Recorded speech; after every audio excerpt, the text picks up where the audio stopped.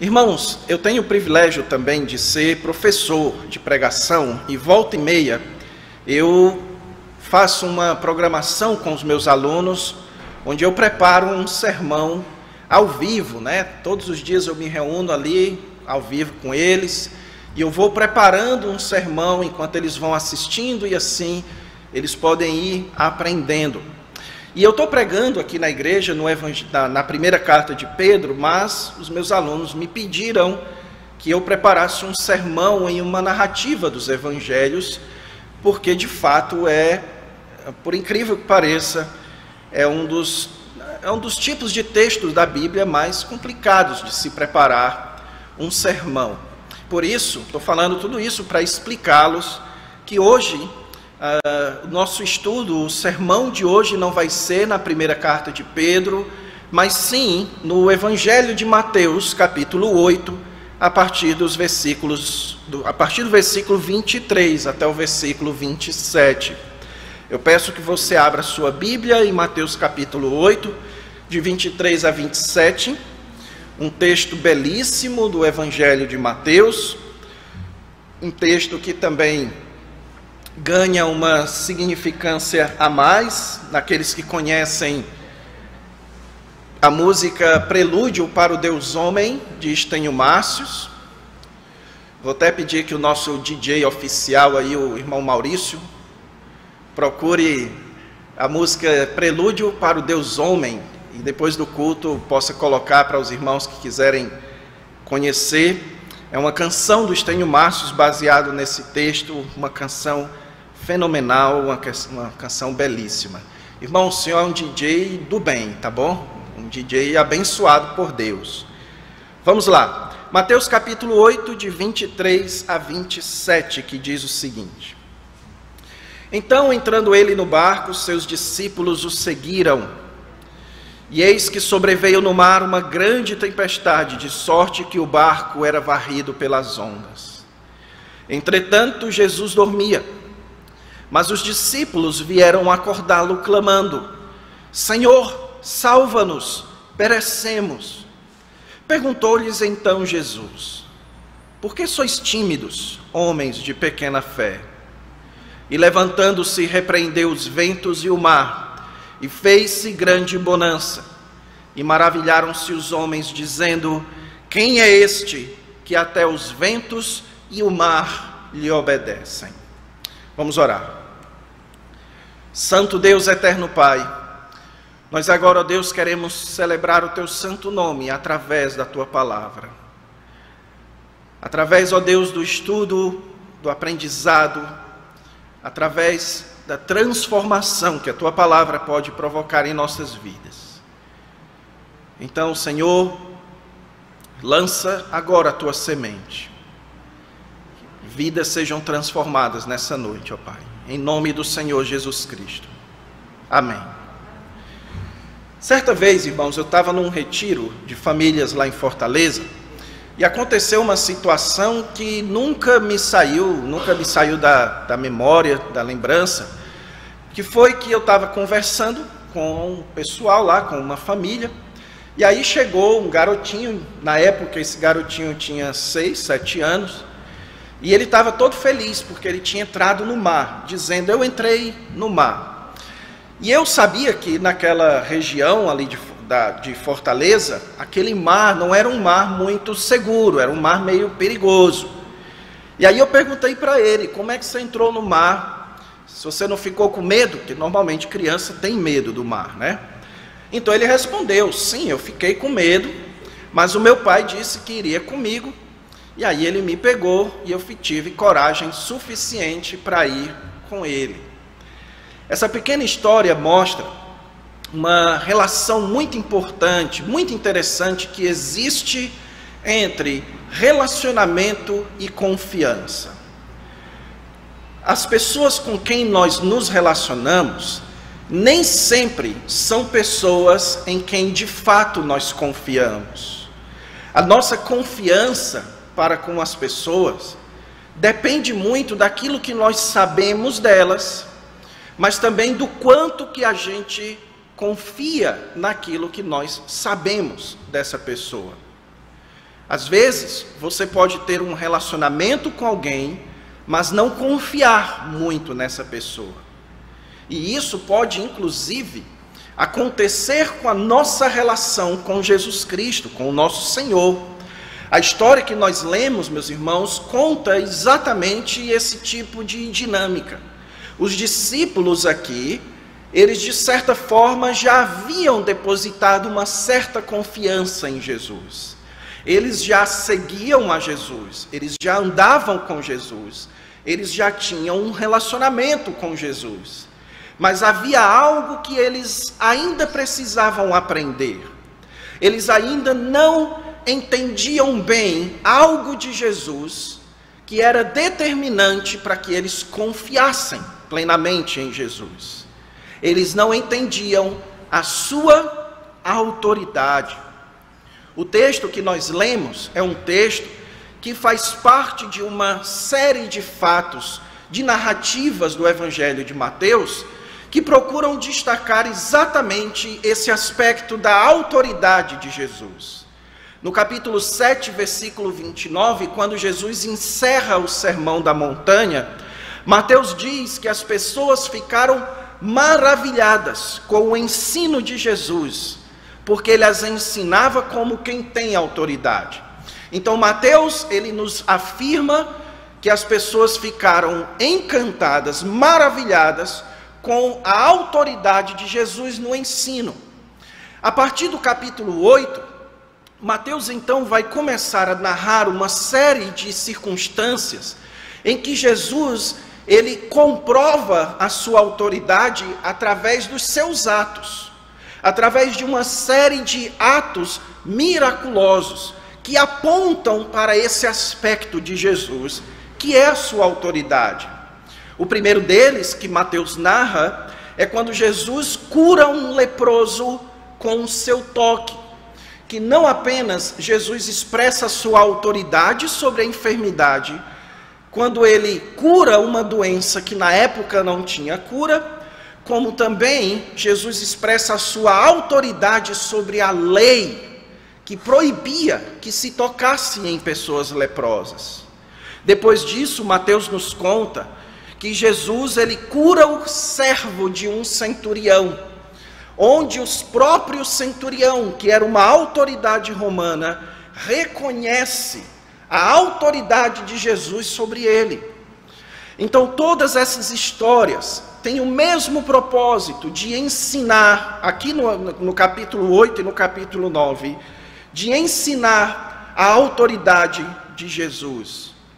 O nosso texto então não é diferente. No nosso texto nós temos aqui mais um exemplo de como Jesus exibe a sua autoridade.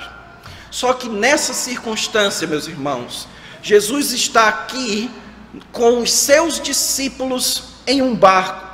Mateus faz questão de nos dizer que essa lição sobre a autoridade de Jesus é uma lição presenciada pelos seus discípulos, onde naquele barco os discípulos aprendem uma preciosa lição que nós precisamos aprender também. A lição que eles aprendem, meus irmãos, é que aqueles que seguem a Jesus precisam aprender a confiar na autoridade de Jesus. E é isso que eu quero mostrar para vocês. Esse é o assunto que eu quero tratar com os irmãos a partir desse texto. Que aquele que segue a Cristo, que nós que seguimos a Cristo, nós precisamos entender, aprender a confiar que Jesus é a autoridade sobre todas as coisas. O texto então aqui de Mateus é um texto que narra esse processo de aprendizado dos discípulos. As cenas narradas por Mateus são cenas de um processo onde os discípulos seguem a Jesus até os discípulos aprenderem a confiar na autoridade de Jesus. Então note aqui em primeiro lugar a primeira parte do processo, versículo 23, onde os discípulos seguem a Jesus. O texto diz que entrando Jesus no barco, os seus discípulos o seguiram. Quando Mateus aqui nos diz, meus irmãos, que os discípulos seguiram a Jesus, ele está utilizando esse verbo, o verbo seguir, que é um verbo extremamente comum nos evangelhos e no livro de Atos. Se você fizer uma pesquisa, quando você estiver lendo os evangelhos, quiser marcar, todas as vezes que a palavra seguir aparece, você vai ver que ela aparece um bocado. Porque Jesus, ele está fazendo e ele está chamando os seus discípulos. E aquilo que o discípulo faz é seguir. Esse é o trabalho principal de um discípulo. Ele é alguém que segue uma outra pessoa. Ele segue para onde a pessoa vai e ele segue o seu exemplo, o seu estilo de vida. E aqui nos diz que os discípulos seguiram Jesus para um barco. A título de curiosidade, os barcos naquela época, meus irmãos, não eram iates, não eram caravelas. Jesus aqui, quando diz que ele dormiu naquele barco, não é porque aquele barco tinha um quartinho, como eu, quando era criança, imaginava, essa era a minha imaginação, que os discípulos foram lá e acordaram Jesus no quarto dentro do barco. Não, isso daqui é um barco pesqueiro, que tinha mais ou menos uns 9 metros de tamanho e mais ou menos uns 2,5 metros. Então ele era um barco relativamente grande, como aqueles que tem ali na praia de Manaíra, e ele era curtinho na altura, ele tinha pouco mais de 1 metro de altura, porque era um barco onde as pessoas jogavam as redes e precisavam ter facilidade para puxar de volta. Então aqui, Mateus está nos chamando a atenção para o fato de que Jesus entra no barco e os discípulos seguem Jesus, muito embora o barco seja o domínio dos discípulos. Os discípulos de Jesus Cristo, os primeiros, eram pescadores. Ali eram as áreas, como a gente gosta de dizer, Aquilo era o campo de expertise, e eles eram bons naquilo. Era onde eles eram bons. E Jesus então toma a frente e os discípulos vão atrás. Assim, a primeira parte da narrativa nos informa que os discípulos, eles tinham uma atitude, uma intenção correta. Eles seguiam a Jesus, e é isso que um discípulo faz. E isso, meus irmãos, à medida que o texto vai passando, nós vamos percebendo que é perfeitamente possível que alguém tenha uma atitude correta em relação a Jesus, mas ainda precise aprender mais a respeito de Jesus. Todos nós estamos em posições diferentes na nossa caminhada com Cristo. É possível que alguns de vocês aqui já tenham uma ampla caminhada com Jesus, já tenham aprendido grandes lições com Jesus Cristo, mas é possível que outros aqui estejam no começo da sua caminhada. E é possível que outros aqui sequer tenham começado a sua caminhada. O texto que nós estamos lendo, meus irmãos, mostra que o Senhor Jesus Cristo tem sempre algo a ensinar para os seus discípulos. Aquele que anda com Jesus Cristo sempre vai ter algo a aprender sobre esse grande homem que foi o nosso Senhor Jesus Cristo. Depois, segunda parte da narrativa, Mateus agora vai mostrar que os discípulos que seguiram a Jesus, agora o seu barco sucumbe, os discípulos sucumbem nas ondas. Versículo 24 diz que sobreveio no mar uma grande tempestade, de sorte que o barco era varrido pelas ondas. O mar em questão aqui, você deve saber, é o famoso Mar da Galileia. Nas vezes que eu fui para Israel, mentira, eu nunca fui para Israel, mas já fui para Israel no YouTube, certo? Mas se você for no YouTube e pesquisar sobre o Mar da Galileia, você vai perceber que o Mar da Galileia, ele é um mar que está abaixo do nível do mar, e que ele também recebe água de montanhas, do Monte Hermon, por exemplo, e que por isso ele é um mar que tem muitos temporais repentinos. Eu não sei se aqui no Nordeste isso não é tão comum, os famosos temporais repentinos, mas no tempo que eu morei no Rio Grande do Sul, isso acontecia. Você estava aqui e dizia assim, não, eu vou só ali no supermercado comprar umas coisas, vou nem fechar as janelas.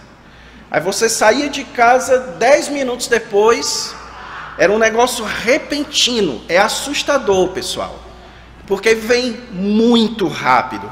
E isso é o que acontece no Mar da Galileia. É algo repentino, é um vento muito forte, e aí existem relatos modernos, atuais, de ondas de até 2,5 metros se formando, sendo que o Mar da Galileia é, na verdade, uma lagoa, um grande lago, né? Uma laguna. E então Jesus aqui, os seus apóstolos, provavelmente não previam esse temporal, entram no barco, Jesus provavelmente sabia, mas os discípulos não, eles entram no barco, mas no meio do caminho vem um grande temporal.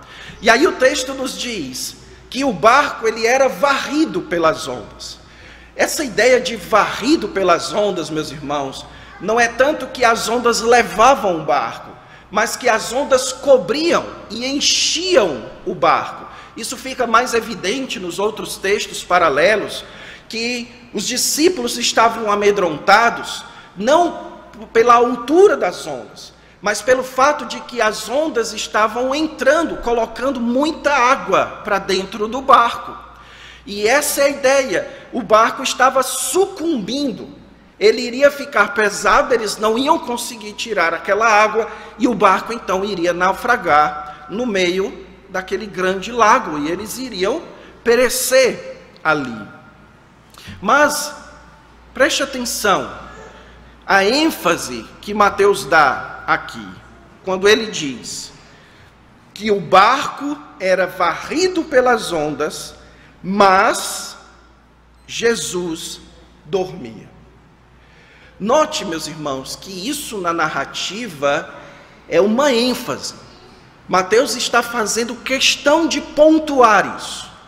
O barco era varrido pelas ondas, os discípulos estavam sucumbindo, mas, enquanto isso, Jesus dormia. E isso nos chama a atenção, porque, primeiramente, a gente fica se perguntando como é que Jesus estava conseguindo dormir aqui. Quando eu era criança, eu tinha isso muito bem resolvido na minha mente. Jesus estava num quartinho lá dentro do barco.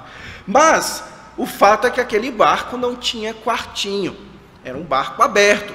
Como é que Jesus estava conseguindo dormir com aqueles ventos fortes, aquele balançado dos braços do barco e certamente o barulho dos seus discípulos? A resposta para isso, meus irmãos, é que quando Mateus faz esse contraste entre o barco sendo varrido pelas ondas e enquanto isso Jesus dorme, o que ele está querendo dizer aqui é que Jesus está com um sono de despreocupação. É provável que você, numa Bíblia de estudo, vai encontrar que dizendo Jesus estava dormindo porque estava cansado. Nada aqui no contexto sugere que Jesus estava cansado, talvez nos textos paralelos. Mateus não está nos chamando a atenção que Jesus dormia porque ele estava cansado. Jesus dormia porque ele estava despreocupado. E os melhores sonos são os sonos quando nós estamos despreocupados. É ou não é? Você já foi dormir com alguma coisa preocupando muito você? Eu já. Certo? Eu me lembro de muitas situações em que grandes decisões ou grandes preocupações existiam e ou você não consegue dormir ou quando você está dormindo e acorda e lembra, você não consegue mais. Então, preocupação é algo que nos tira o sono. Mas despreocupação, essa paz mental, é algo que lhe dá um sono muito pesado. É como um bebê, quando uma mãe amamenta o seu filho, e o seu bebezinho, ele está tão bem suprido e tão cansado de fartura, que a gente chama isso que ele capota. E aí você coloca no berço, e pode fazer o barulho que for, mas ele está tão despreocupado, e ele está tão suprido, que ele não acorda. Às vezes a gente gosta de fazer isso com os nossos filhos, né? De olhar para os nossos filhos dormindo. Edson e Lande, vocês vão brevemente ter essa sensação, que é maravilhoso ter filho, mas quando eles dormem é 2 vezes maravilhoso, quando eles dormem. E aí você olha e acha tão lindo aquela criança dormindo, e aí sempre vem o comentário, né? Oh meu Deus, não tem conta para pagar, esse menino não tem hora para acordar, pode acordar na hora que quiser. É o sono do despreocupado. E essa é a ideia aqui, meus irmãos. Mateus está querendo nos dizer que Jesus está totalmente despreocupado com aquilo que estava acontecendo. Aos olhos humanos, quem deveria estar despreocupado aqui era quem? Os discípulos. Por quê? Porque os discípulos eram quem entendiam de barco. Jesus não era pescador. Jesus, antes do seu ministério, provavelmente era carpinteiro. Então os discípulos eram que conheciam o mar da Galileia, eles eram que conheciam por onde vir, como desviar de ventos, eles eram que entendiam de tudo isso, eles eram quem deveriam estar despreocupados aqui. Mas o que nós vemos aqui é que quem está despreocupado é Jesus. Aqui Mateus nos mostra uma grande ironia. Enquanto Jesus, que não entendia de barcos e tempestades, dormia despreocupado, os discípulos que eram profissionais de barcos e tempestades sucumbem de medo. É interessante, meus irmãos, isso como muitas vezes o que aconteceu com os discípulos aqui, às vezes acontece conosco também. Às vezes nós achamos que por termos alguma coisa, especialmente dinheiro, nós temos segurança, nós temos controle sobre as coisas. Às vezes nós achamos que porque somos inteligentes, ou porque temos dinheiro guardado na conta, porque temos crédito, ou porque está tudo indo bem, nós achamos que está tudo sob controle. Mas esses dias eu estava conversando com o dono de uma loja aqui de João Pessoa. Como está sendo gravado, eu não vou mencionar o nome, mas eu estava conversando com ele, ele estava me contando que ele é de São Paulo, ele e a esposa, eles receberam uma boa quantidade de dinheiro lá em São Paulo, decidiram investir em uma franquia e procuraram no Brasil, onde não tinha uma franquia como essa, encontraram João Pessoa, vieram para João Pessoa, investiram e colocaram essa franquia, e no começo, de fato, a franquia foi um sucesso. Muita gente começou a matricular os seus filhos lá no curso. Só que, no meio do caminho, teve uma pandemia. E ele disse lá para mim, uma das primeiras coisas que eles fecharam foram esses cursos. Esses cursos que não são essenciais. Ele falou que houve uma debandada muito grande de alunos e que ele disse com essas palavras, eu praticamente fui à falência. Teve que se mudar para um outro prédio, ele agora está num prédio bem pequenininho, numa sala bem pequenininha, tendo que formar uma turma de 3 alunos para conseguir manter. Note, nem todo dinheiro do mundo, nem todo bom planejamento é sinônimo de que vai dar tudo certo. é sinônimo de que você pode confiar, é sinônimo de que você tem tudo sob controle. E eu vou falar mais sobre isso mais para frente, meus irmãos, mas essa é uma das grandes ilusões que nós teimamos em manter nas nossas vidas, a de que é possível que nós, com o que nós temos, podemos manter controle sobre todas as coisas. Aqui os discípulos aprendem que nem toda habilidade que eles tinham de embarcação é capaz de fazê-los manter o controle das ondas do mar. E aí o texto prossegue nos dizendo agora a terceira parte do processo, que os discípulos eles então vão clamar a Jesus. Os discípulos vieram acordar Jesus clamando: Senhor, salva-nos, perecemos. Os discípulos então fazem aquilo que normalmente nós fazemos quando nós percebemos que o controle fugiu das nossas mãos. Nós clamamos, nós pedimos ajuda.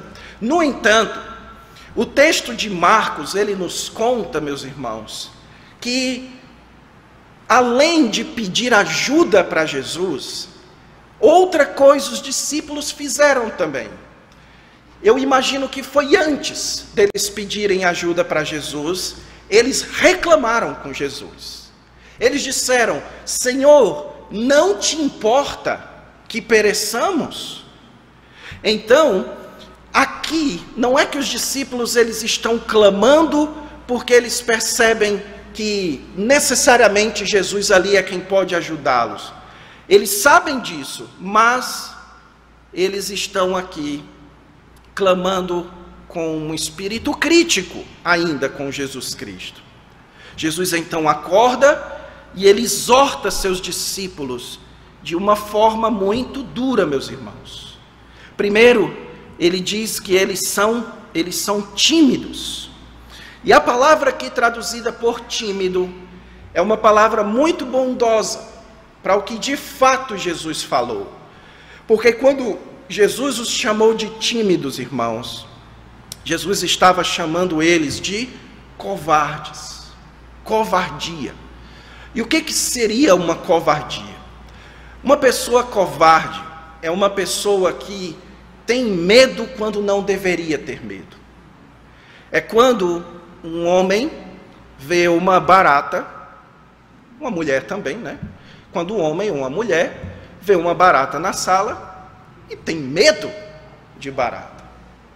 Então isso é covardia, né? Porque nós não deveríamos ter medo. Aí você vai dizer: eu não tenho medo, eu tenho nojo. É medo mesmo, que aquele negócio feio venha para cima de você.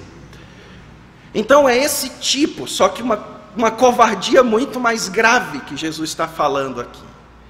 Eles estavam sentindo medo quando não deveriam ter medo.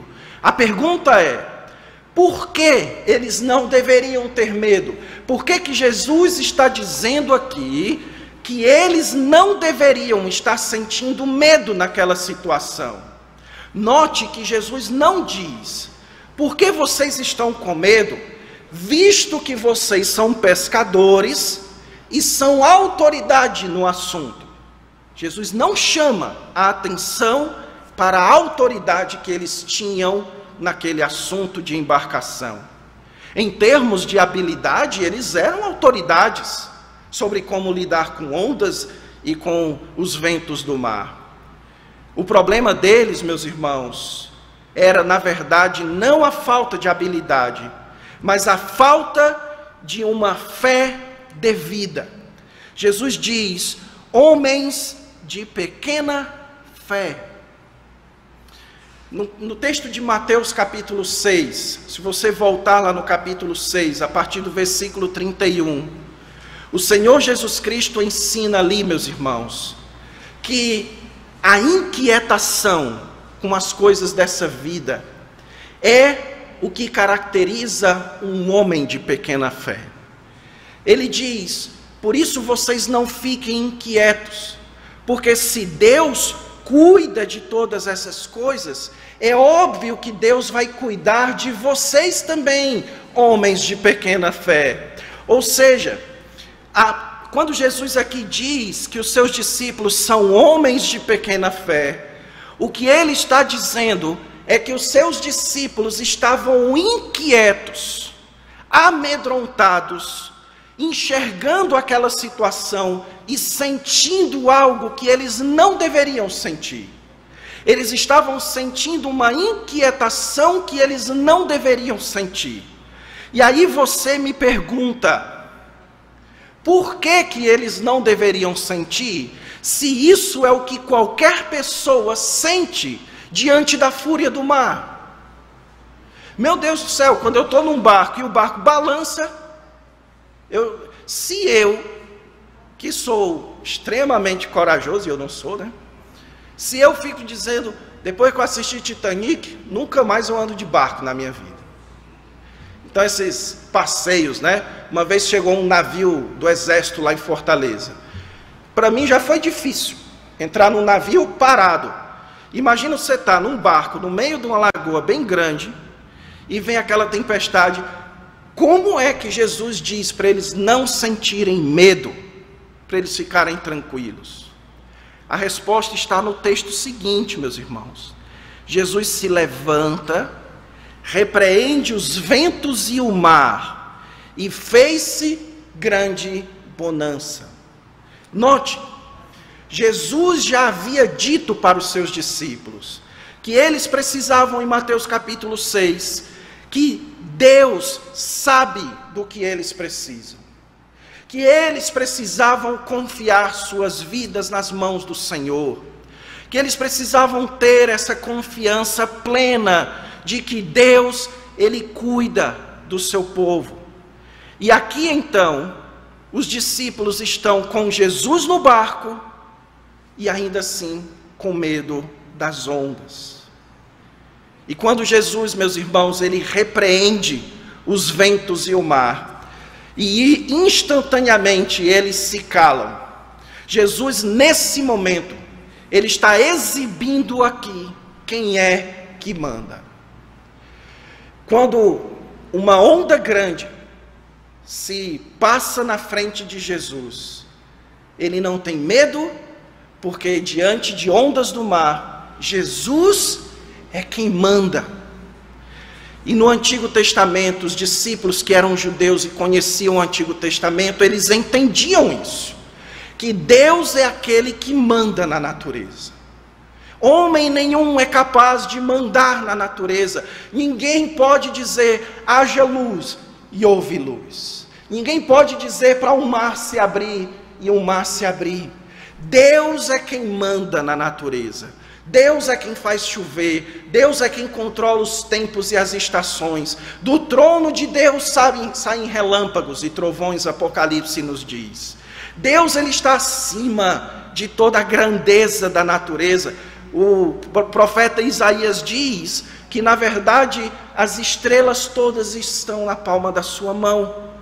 Então, naquele pequeno barco, aparentemente frágil, aquele aparente homem frágil que precisa dormir, ele simplesmente acorda, se levanta e com uma palavra ele faz com que a natureza o obedeça. Jesus então aqui demonstra quem é que manda, quem é que tem autoridade ali naquele barco. E é por isso que os discípulos não deveriam ter medo, porque eles deveriam saber que com aquele Jesus dormindo e as ondas agitadas, quem manda é Jesus. Então eles deveriam estar tranquilos, já deveriam ter acordado Jesus há mais tempo. O problema dos discípulos não era a grandeza das ondas. O problema dos discípulos era a pequenez da sua fé. E por vezes, meus irmãos, nós também precisamos encarar a pequenez da nossa fé. Por vezes nós somos levados a perceber que lidar com os grandes desafios da nossa vida não é uma questão de força. se nós fôssemos depender da nossa força para suportar tudo aquilo que a vida, tudo aquilo que Deus permite que aconteça conosco, nós já teríamos sucumbido. Muitos de nós já teríamos sucumbido. Porque, meus irmãos, em muitos momentos, o seu problema pode ser resolvido com dinheiro. Em muitos momentos, o seu problema pode ser resolvido com a força do seu braço. Em muitos momentos, o seu problema pode ser resolvido pela inteligência da sua cabeça. Mas haverá momentos que nada disso será suficiente. Que nada disso vai poder ajudar você. E nesse momento, é fundamental que o que você tenha consigo mesmo seja a fé. É a fé, a confiança daquele que está com você, que vai lhe ajudar nesses momentos. Agora perceba, é importante que eu lhe diga aqui. Fé não é você ficar esperando que Jesus resolva os seus problemas. Não é isso. Os discípulos aqui, eles não deveriam ter ficado sentados no barco. Olha, temporal que está acontecendo, vamos deixar Jesus dormindo, quando ele acordar ele acalma tudo. Não, não é isso fé. Fé não é esperar que Jesus acalme as ondas, mas sim confiar de que se Ele está com você durante a tempestade, então está tudo sob controle. Isso é que significa fé. Fé não é você chegar para uma pessoa que está doente e dizer, você vai ficar bom. Não, isso não é fé. Isso é misticismo. Isso é adivinhação. Isso pode ser qualquer coisa. Fé é você dizer, está tudo sob controle. Embora não pareça, embora pareça que as coisas saíram do nosso controle, de fato saíram, Deus tem tudo sob controle. E não importa qual destino Deus tem para você, Ele tem tudo sob controle. Ele está conosco. E no final, o final será sempre bonança, como o texto vai nos dizer. Isso sim, meus irmãos, é fé. E aí, o texto termina nos dizendo que os discípulos aprendem a lição. Os discípulos, então, versículo 27 diz que eles ficaram maravilhados, mas perceba o que Mateus diz. E maravilharam-se os discípulos dizendo, é isso que Mateus diz? Percebeu? O que Mateus diz? E maravilharam-se os, digam, discípulos? Tem alguma tradução que está dizendo discípulos? Se tiver, rapaz, está errado aí. Né? E maravilharam-se os... Vocês não estão acompanhando não, é? Digo, pode falar, bem alto. E maravilharam-se os homens. Veja só, por que você acha, exercício de leitura bíblica, como é importante você na sua leitura bíblica prestar atenção nesses detalhes. Por que no começo do texto, ele fica chamando os discípulos, depois os discípulos, mas agora no versículo 27 ele simplesmente não diz, e maravilharam-se os discípulos, mas agora ele diz, e maravilharam-se os homens, dizendo. Por que ele muda de discípulo para homem? Simplesmente, meus irmãos, porque Mateus quer fazer esse contraste, daquele homem que se levanta e que controla a natureza, e dos outros que estão ali no barco. Diante de Jesus Cristo, nós somos homens, e ponto final. E homem, meus irmãos, tem medo. Homem é frágil. Homem tem medo de turbulência de avião. Homem tem medo de chuva grossa. Homem tem medo de temporal. Homem tem medo de bicho. Homem tem medo dessas coisas porque homem é frágil. Mas Jesus não é um homem qualquer. Ele é um homem que é superior à natureza. E os discípulos percebem isso. Eles dizem: quem é este que até os ventos e o mar lhe obedecem? A pergunta dos discípulos aqui, meus irmãos, quem é este? Revela esse tipo de percepção. Que eles não estão diante de um mero homem, com autoridade de homem.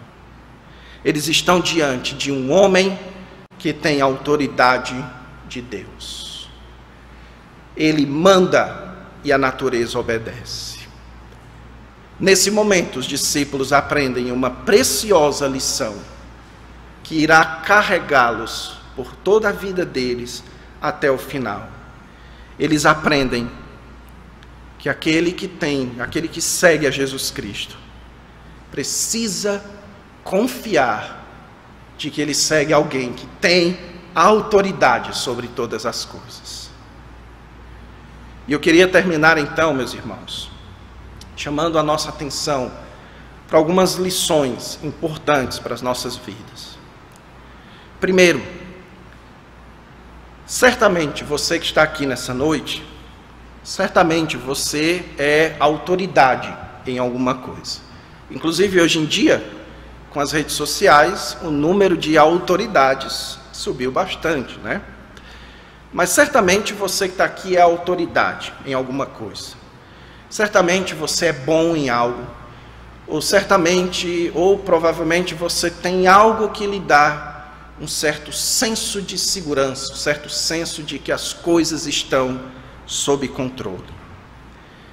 Mas nós precisamos entender, meus irmãos, que por mais controle que nós tenhamos sobre as coisas, nós nunca, jamais conseguiremos controlar todas as coisas. E por isso, uma hora ou outra, o controle vai sair das nossas mãos. Esses dias eu estava lendo a história de Steve Jobs. Vocês devem saber quem é. O homem que é o criador da Apple, o criador da Pixar, aqueles desenhos como Toy Story. No Toy Story 1, inclusive, tem o nomezinho do Steve Jobs lá no começo. Steve Jobs era um homem que tinha uma ganância muito forte, não por dinheiro necessariamente, mas por ser autoridade, por ser superior. Seu primeiro inimigo público foi a IBM, depois a Microsoft, e aí ele desenvolve o iOS, que é infinitamente melhor de fato que a Microsoft, depois o Google e o Android, e aí ele tem o iPhone, que tem a disputa aí, mas enfim, ele sempre teve essa percepção de querer ser a grande autoridade sobre os seus concorrentes. Um homem extremamente inteligente, um homem que não tinha formação, mas que conseguiu fundar uma das empresas mais poderosas, uma das marcas mais poderosas do mundo, mas que por mais rico que ele fosse, por mais inteligente que ele fosse, quando ele contraiu um câncer de pâncreas, ele não conseguiu resistir e com 59 anos apenas, ele morreu, no auge da sua carreira. Sabe por quê, meus irmãos? Porque dinheiro, poder, sucesso, nada disso é sinônimo de controle. Às vezes, nós temos esse desejo ardente de que tudo esteja sob o nosso controle. Inclusive, nossos filhos, nosso marido, nossa esposa, nossos parentes, nossos amigos, essa sede de controlar tudo e controlar a todos, que, de certa forma, nos traz um certo ponto de segurança. Mas, uma hora ou outra, chega a hora, e essa chega para todo mundo, em que Deus escancara para nós, que nós não temos esse controle que nós achamos que temos. Nós não temos. Você pode ir para a academia, controlar a sua saúde, e é bom que você faça isso, mas vai chegar uma hora que a doença vai chegar para você, como chega para todo mundo. Uma hora o seu corpo vai envelhecer e você vai morrer como todo mundo. Nós não temos controle, meus irmãos.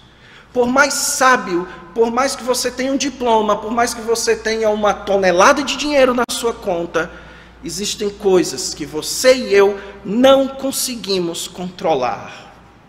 E é por isso que nós precisamos manter tudo isso que nós fazemos em um coração humilde e dependente de Deus. Fazer constantemente aquilo que os discípulos fizeram apenas quando perceberam que ia perecer.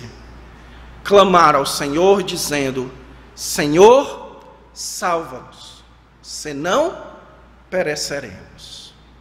Senhor, salva. Essa tem que ser a minha oração, a sua oração. Está constantemente clamando, meus irmãos, pelo socorro, pela ajuda, pelo conforto daquele que de fato tem todas as coisas sob controle. As pessoas que estão com você, o filho que você tem, a filha que você tem, os amigos, o seu trabalho, essas coisas que você vive fazem parte disso que Deus tem proposto para você. Então, nada está fora do controle do Senhor. Talvez esteja fora do seu controle, mas do controle do Senhor não está. O que nós precisamos então entender é que nós precisamos confiar nisso. Confiar que Deus é a autoridade. Confiar que o nosso Senhor Jesus Cristo é quem comanda todas as coisas. E por isso estarmos sempre na sua presença, mesmo nos dias de bonança, continuarmos clamando ao Senhor. Que o Senhor, Deus, nos ajude. Nós precisamos do Senhor, meus irmãos, porque se nós formos surpreendidos pelas tempestades da vida, sem que nós tenhamos Jesus por perto, aí sim é que nós vamos entrar em desespero. Precisamos lembrar, meus irmãos, que Jesus, Ele não é apenas alguém que existe para levar você para o céu. Jesus não foi enviado a esse mundo porque Ele queria levar pessoas para o céu. Isso é verdade, mas isso não era o propósito central. O propósito central é que Deus restaure o seu domínio sobre a criação. Deus quer dominar sobre todas as coisas. E Ele faz isso através daquele que Ele estabeleceu como Rei, Jesus Cristo.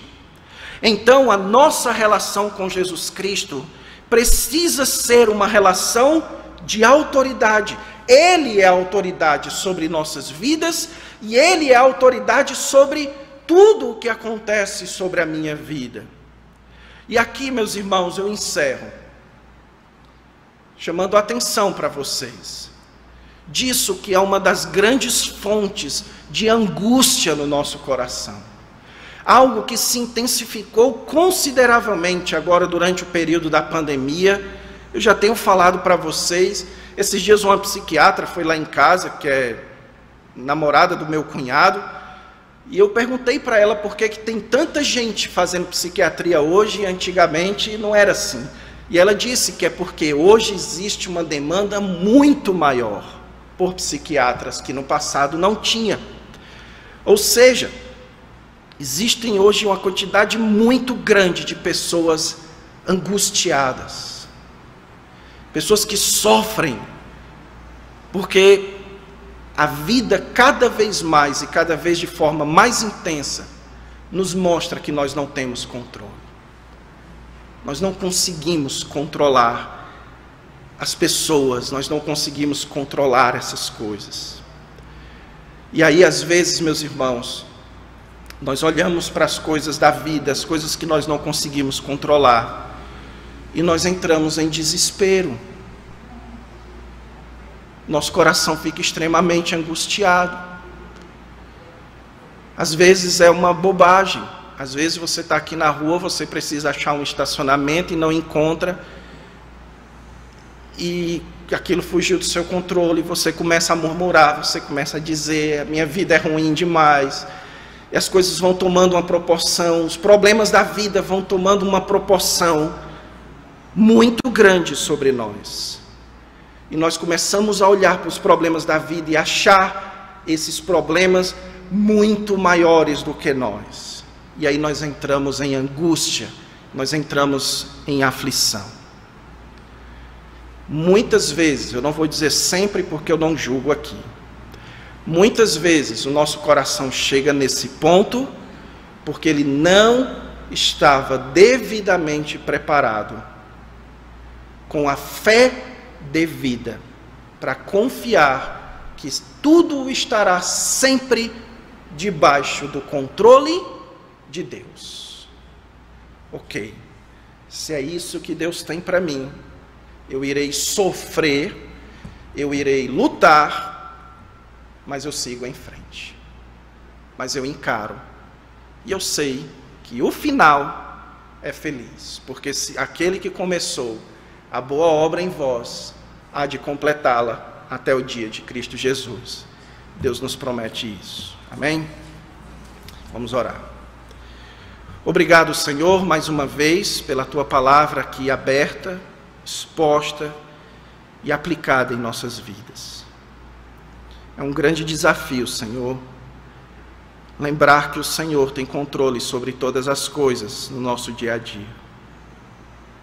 Isso não é fácil, ó Deus. Às vezes nós somos pegues em falta em relação a isso. E eu te peço, ó Deus, que se existem pessoas aqui presentes, que têm no seu coração angústias, dores, por coisas que são fora de seu próprio controle, que nesse momento, ó Deus, o Senhor coloque em seus corações o desejo ardente de se ajoelhar na Tua presença, fazer o que os Teus discípulos fizeram, clamar a Jesus Cristo, para que Ele os socorre, e encontrar a paz que o Senhor Jesus Cristo e só Ele pode dar, a paz no meio do temporal. Dá-nos força, Senhor, dá-nos a memória constante de que o Senhor é quem manda, e que o Senhor é nosso Pai. Então nós temos um Pai que manda em todas as coisas. Que alegria poder falar isso. Em nome do Senhor Jesus Cristo nós oramos. Amém. Amém, meus queridos irmãos. Mais uma vez quero